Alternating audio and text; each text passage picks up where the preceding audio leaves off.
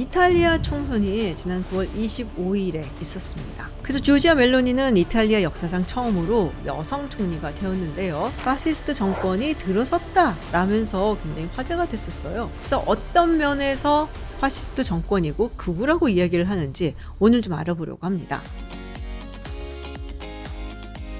먼저 이 파시즘이라는 말 많이 들어보셨을 것 같아요. 사실 저는 이 로버트 팩스턴 교수의 파시즘이라는 책을 보면은 이 파시즘에 대해서 굉장히 많은 걸 알 수 있다라는 생각이 드는데요. 이 팩스턴 교수의 책에는 이 파시즘이 이탈리어로 묶음, 다발을 뜻하는 파쇼에서 출발했다라고 설명을 합니다. 라틴어 어원까지 넘어가면요. 예전에 파스케스라고 해서 로마 집정관이 거리 행진을 할 때 나뭇가지 같은 걸로 이렇게 묶음을 만들고 또 그 안에 도끼를 넣어서 이거를 들고 다녔다고 해요. 이른바 국가의 권위라든지 또 결속력을 다지는 상징이었다고 하죠. 그리고 파시즘이란 단어가 탄생한 것은 1919년 3월 23일 밀라노에서 무솔리니에 의해서 탄생했다고 합니다. 자, 그렇다면 이 조지아 멜로니 대표의 이탈리아 형제당은 왜 파시스트 원조를 가지고 있다라는 이야기를 듣는 걸까요? 2차 세계대전이 끝나고 1946년 조지오 알미란테라는 인물이 정당을 하나 만듭니다. 이 정당이 이탈리아 사회주의 정당, 이탈리안 소셜 무브먼트 혹은 모비멘토 소치알레 이탈리아노라고 불리는데요. 이 알미란테라는 인물이 전쟁 당시에 무솔리니 정권의 문화부에서 꽤 고위직에 있었던 인물이에요. 그러니까 이 조지오 알미란테 같은 경우는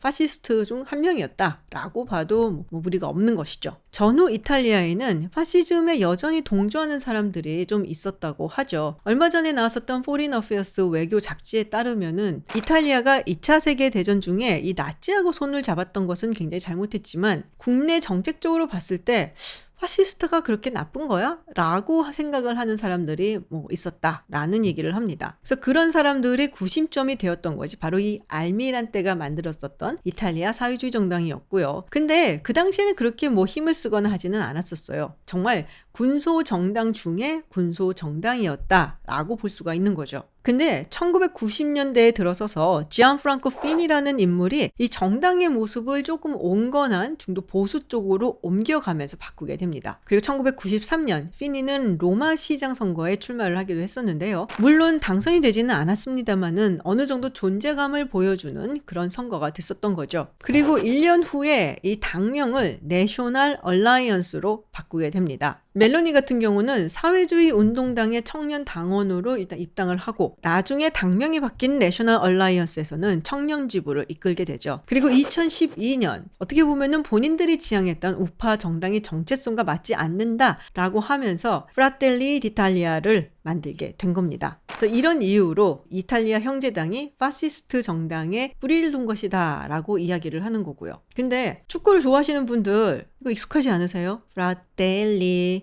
디탈리아.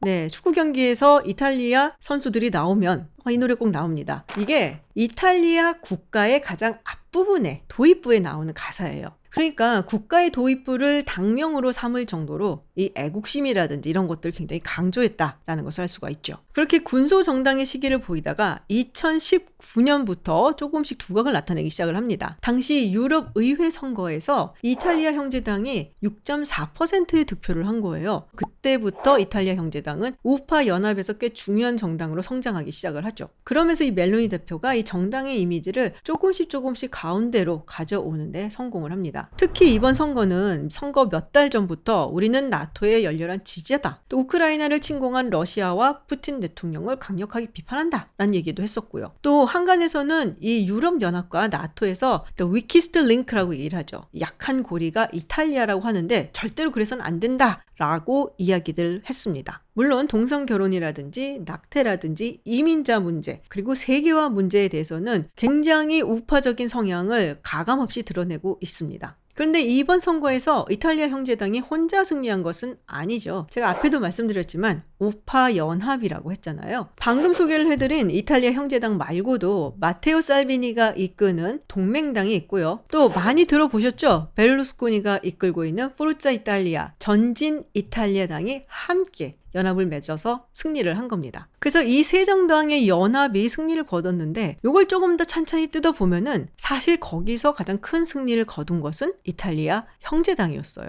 뭐 레가라든지 포르치아 이탈리아 같은 경우는 지난 선거에 비해서 의석을 잃었거든요. 당연히 이탈리아 형제당은 의석수를 많이 늘렸고요. 그래서 아마 멜로니 신임 총리의 목소리가 상당히 커질 것으로 보인다. 그리고 좀 주도적으로 이 전국을 이끌 수 있을 것이다 라는 전망을 하기도 합니다. 그리고 또 하나 중요한 것은 여기서 멜로니라는 인물과 이탈리아 형제당을 택한 것은 극우 파시스트를 택했다라고 보기보다는 좀 더 젊고 또 새로운 인물을 선택한 것이다 라고 보는 시각도 많습니다. 우리가 흔히 이탈리아 정치가 불안정하다라는 이야기를 합니다. 평균적으로 한 총리가 유지가 되는 기간이 약 13개월이라고 합니다. 그러니까 정말 잦은 내각의 변화가 있었다라고 이야기를 할 수가 있죠. 사실 올해 초만 하더라도 마리오 드라기 전 총리가 이탈리아를 이끌고 가면서 오랜만에 이탈리아가 좀 안정적이 됐다라는 이야기가 나왔었거든요. 예전에 유럽 중앙은행 총재를 맡았었던 인물이고 또 골드만삭스에서 잔뼈가 굵은 은행가 출신이죠. 잠깐 이탈리아 정치 시스템을 말씀을 드리면요. 이탈리아는 일단 의원 내각제를 채택하고 있습니다. 상원과 하원 양원이 있고요. 그리고 상원과 하원 모두 상당한 권한을 가지고 있습니다. 상원은 300명 그리고 하원은 600명을 뽑는데요. 이게 원래는 훨씬 더 많았었는데 국민들이 의원 숫자가 너무 많다 그래가서 지금 줄이고 있는 과정이에요. 그런데 이탈리아의 의원 내각제가 조금 특이한 게요. 대부분의 의원 내각제에서는 다수당의 대표가 총리가 되죠. 그런데 이탈리아 같은 경우는 외부 인사를 영입을 해서 총리직에 앉히기도 합니다. 드라기 전 총리가 딱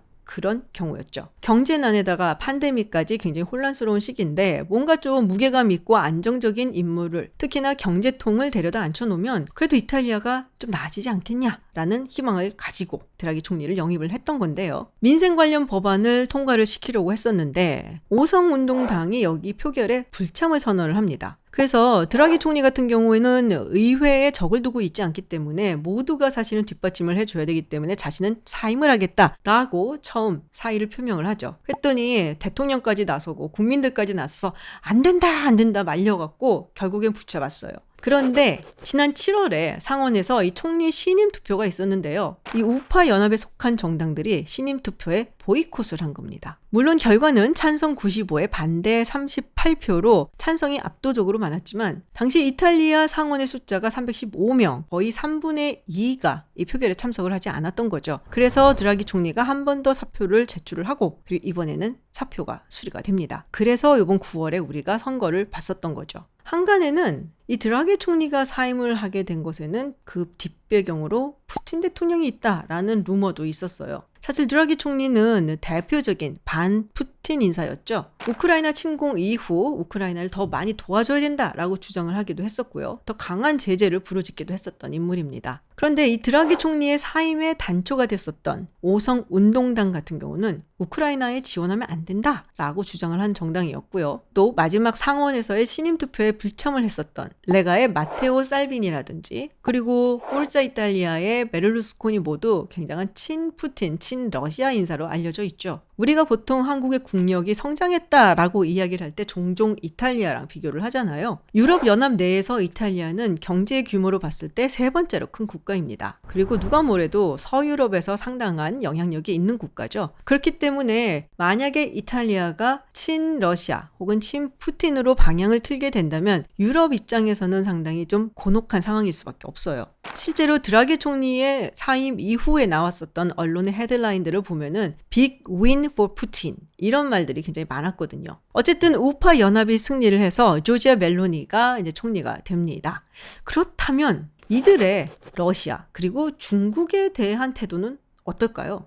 먼저 조지아 멜로니 같은 경우는 원래는 굉장히 친푸틴 그리고 친러시아 성향을 보였었어요. 2018년에는 이 푸틴 대통령의 재선을 축하하기도 했었고요. 또 크림반도 병합으로 인한 유럽의 제재를 그만둬야 된다라는 주장을 하기도 했었죠. 그런데 말씀드렸다시피 선거를 몇 달 앞두고 태도를 바꿉니다. 이 러시아 측과는 거리를 두려는 그런 모습이 확연하고요. 그리고 나토와 유럽연합에 표를 들어주는 그런 발언들을 많이 하죠. 그리고 이 부분은 연합 내 다른 정당이나 대표들과는 상당히 다른 모습입니다. 그런데 또 중국에 대해서는 굉장히 결연하게 셋 모두 단호한 태도를 취합니다. 일단 베를루스코니는 예전부터 중국을 싫어했고요. 그리고 2019년에 이탈리아가 중국의 1대1로 프로젝트에 참여한다라는 발표를 한 적이 있습니다. 이게 당시에는 상당히 충격적이었던 게요. 그 당시에 1대1로에 참여하는 유럽 국가들은 대체로 동유럽이라든지 조금 소득 수준이 낮은 그런 국가들이었는데 갑자기 서유럽에 이탈리아가 여기 참여한다. 그러니까는 좀 충격적일 수밖에 없었죠. 그런데